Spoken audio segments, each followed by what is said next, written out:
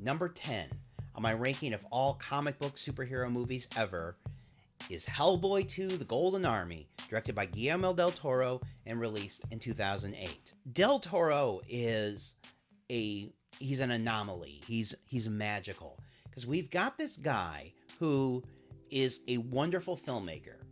A guy with the eye of a great filmmaker, with an understanding of the language of cinema, with a deep sense of empathy and emotion that an artist needs to tell compelling stories.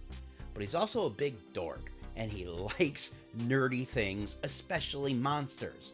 And he approaches it not just with the whole monsters are cool and therefore I like them, but also there's a dignity and a romance to monsters. And he brings all of that, especially to Hellboy 2: The Golden Army. You know, the first Hellboy movie, the adaptation of Mike Mignola's work, was really a proof of concept movie, right? He had cool monsters in it, but it's clear that the studio wasn't sure and he wasn't totally sure of himself, which is why we get compromises. The biggest compromise is, of course, the existence of Agent Myers, this bland, normal dude who is supposed to be our audience surrogate. With Hellboy 2: The Golden Army coming after Pan's Labyrinth, Del Toro didn't have to do any of that. And he got to unleash his desires in this movie, and it's something beautiful. On the one hand, we get great monster effect. Not only are a lot of great practical effects, I mean, there is some CG here, but I don't find it too terribly distracting because there's so many good-looking practical monsters. And the standout scene is, of course, the bazaar that Hellboy visits with Abe Sapien, where we just get to see Del Toro's imagination go nuts, and he gets to create all these crazy-looking monsters for us to gawk at. Not enough people talk about how cool the Angel of Death is that comes in about the third act of the movie. A design that's so good that Del Toro's going to reuse it for not one but two fairies in his most recent Pinocchio movie. You've got the elves themselves, which look so cool. The makeup on there is so deftly done that they feel otherworldly while also sympathetic, while also having danger and dignity. The movie is a joy to look at from beginning to end.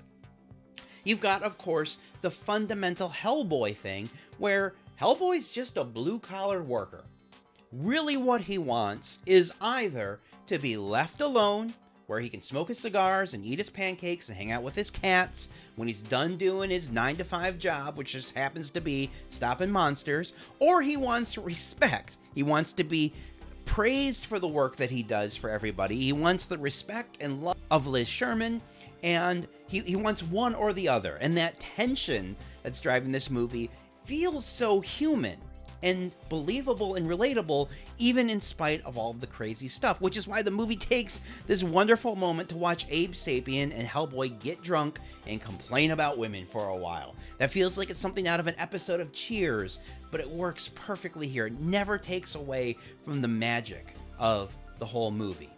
I love that David Hyde Pierce did the right thing and stepped away from this movie, admitting that Doug Jones is a perfectly great actor who can do both the physical acting and can do the voice, and so it's all Doug Jones all the way through. Selma Blair is back as Liz Sherman, and she's wonderful.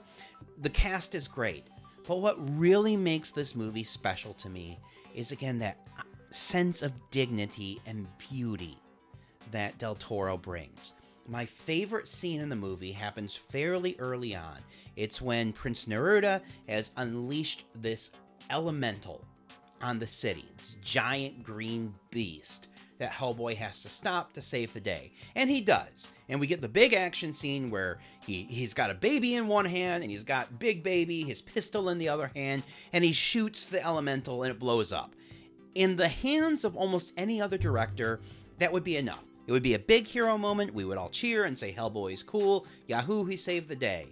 But Del Toro is committed to showing the dignity of even monsters.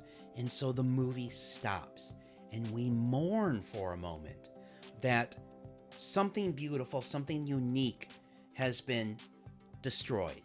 It will never walk the earth again. And we understand why Hellboy did it, but we also understand why Prince Neruda is doing what he's doing. humanity hasn't been very good with this planet.